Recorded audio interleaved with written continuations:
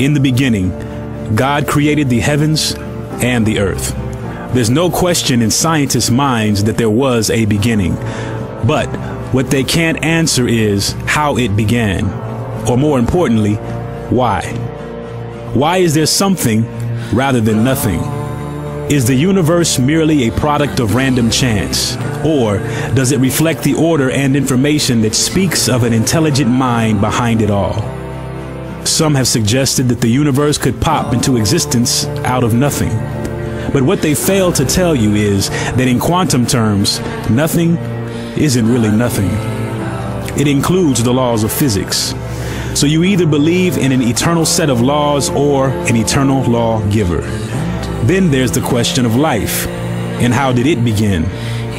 Some scientists and philosophers say that evolution can explain it all. Unfortunately, evolution is a theory that only tells you what happens once you have life. It can't tell you how it began. The chances that it could have happened by chance is staggering. Have you ever pocket texted someone by accident? You might get a few letters that are strung together that make no sense. If someone texted you and said, "Don't tell anyone, but I cheated on the test," the chances you could claim you pocket texted that would be extremely low. But what if it was an ordered sentence of 3 billion letters? That's the intelligent information in our human genome, in our DNA. The most accurate statement about us as humans is that we are fearfully and wonderfully made. And for the question of why we are here, we were created for relationship. Relationship with God and relationship with each other. But something happened to this wonderful creation. A virus was introduced into the system called evil. Evil is the opposite of good, and evil is a choice. It is a wrong choice. The evidence of morality itself, again, points to the God that made us. Because without God, there would be no basis for morality. As the Russian writer Dostoevsky said, "If there is no God, then all things are permissible. But why would a loving God allow evil?" It was the risk he took to give mankind a real freedom to choose, and evil would not have the last word. God's not dead.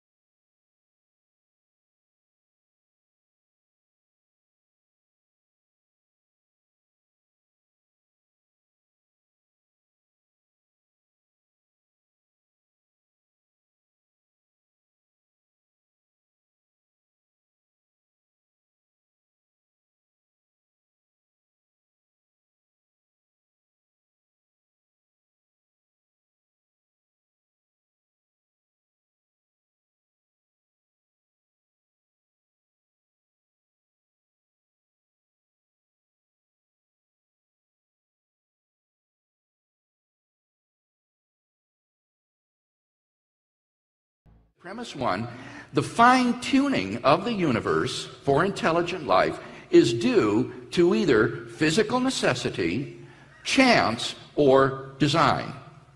Second premise is it is not due to physical necessity or to chance, from which it follows logically, three, therefore it is due to design. So explain number two. In other words, the universe doesn't have to be beautiful and ordered. Was that what that number two is? That's correct. What scientists have discovered is that from the very moment of the Big Bang, the universe was fine-tuned with literally an incomprehensible precision and delicacy for the existence of intelligent life, such that if these constants or quantities had been altered by less than a hair's breadth, life would have been impossible, and there would be no life of any sort throughout the entire cosmos. And the question is, how do you best explain this? this appearance of design. Well, physical necessity would say the universe has to be that way. It must be finely tuned. But that is extraordinarily implausible because you see these finely tuned constants and quantities that we're talking about are independent of the laws of nature. They are not determined by nature's laws. They're just arbitrarily put in at the beginning, inexplicably. So they're not physically necessary. Now somebody might say, well, it's just due to chance. It's just a lucky accident.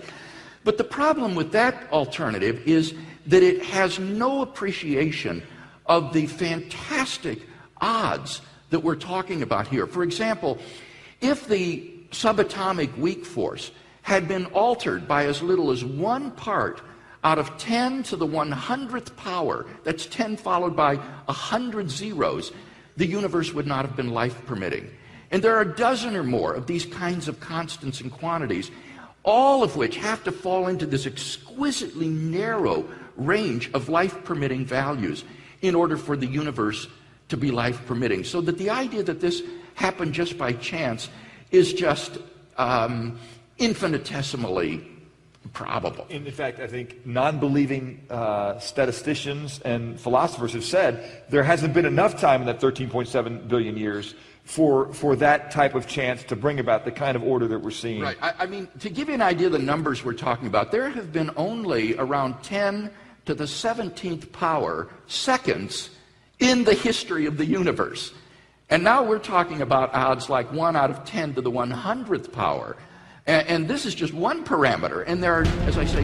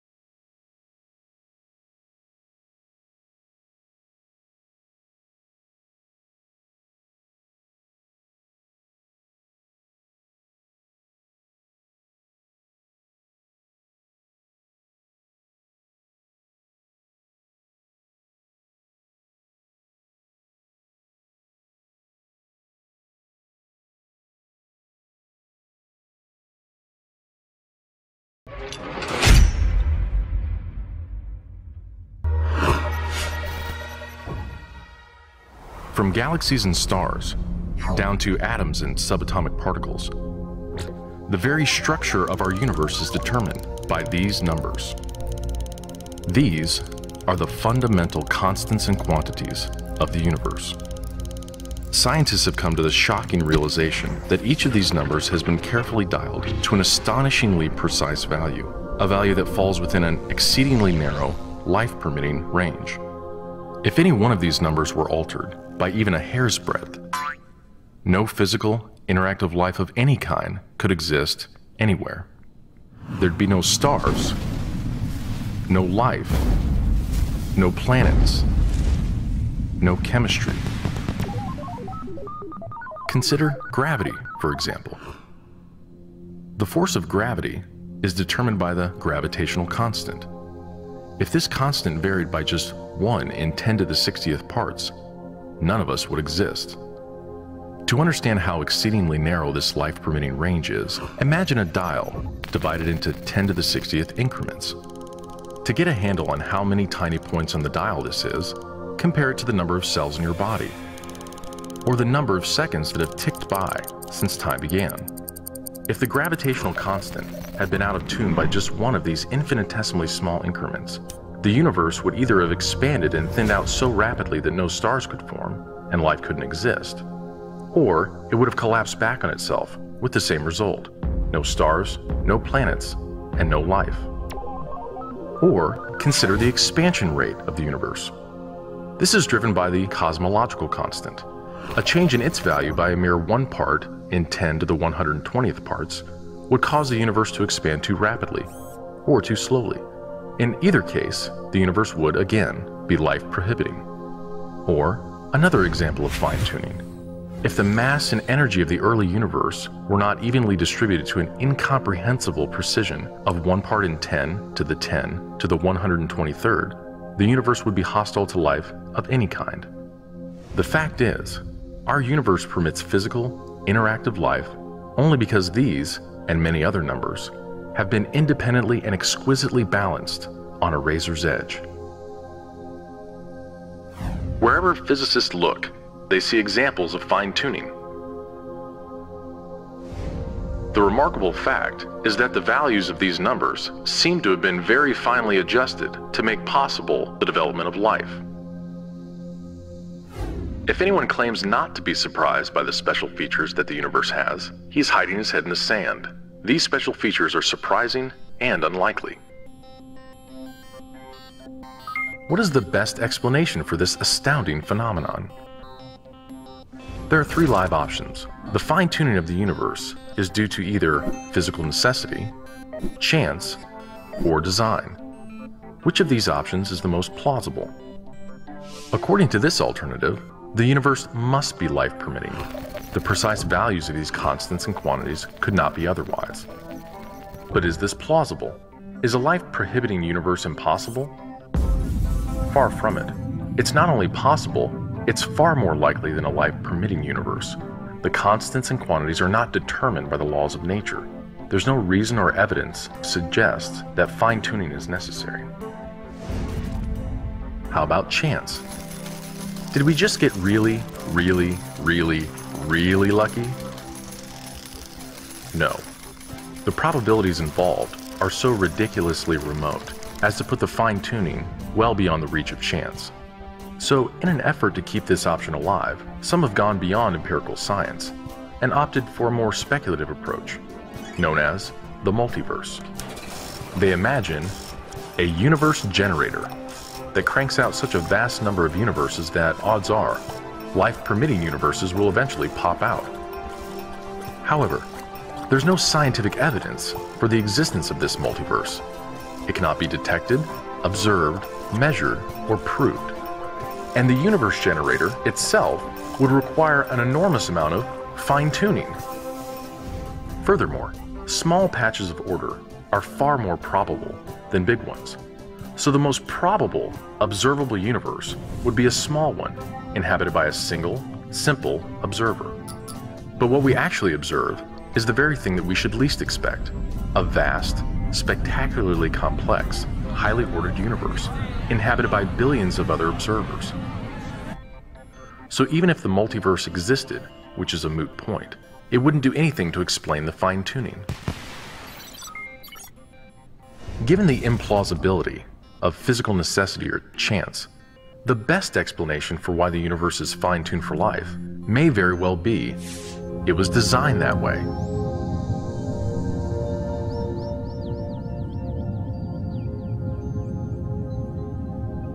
A common-sense interpretation of the facts suggests that a super-intellect monkeyed with physics, and that there are no blind forces worth speaking about in nature. The numbers one calculates from the facts seem to me so overwhelming as to put this conclusion almost beyond question. There is for me powerful evidence that there is something going on behind it all. It seems as though somebody has fine-tuned nature's numbers to make the universe. The impression of design is overwhelming.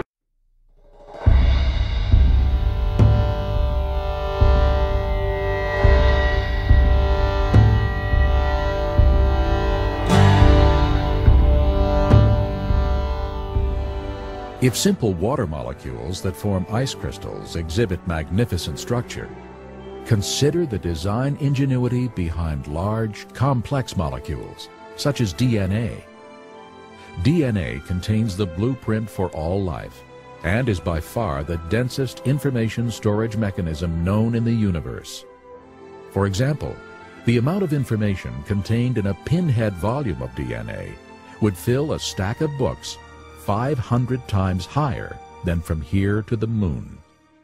The program code and design of such an incredible system indicates a supremely intelligent designer. The evidence to me that just cries out that there's a God is the study of DNA. DNA is a very powerful, massive information storage system. In fact, DNA that makes up our genes actually is like books of information that's read by a language system. It's absolutely phenomenal. And scientists know today that languages, a code, only come from an intelligence, and information only comes from information. Nobody's ever seen matter by itself. Nobody's ever seen matter by itself give rise to information. And as you look at DNA, it actually cries out, in the beginning, God created the universe. We all begin as a single cell the size of a period at the end of a sentence.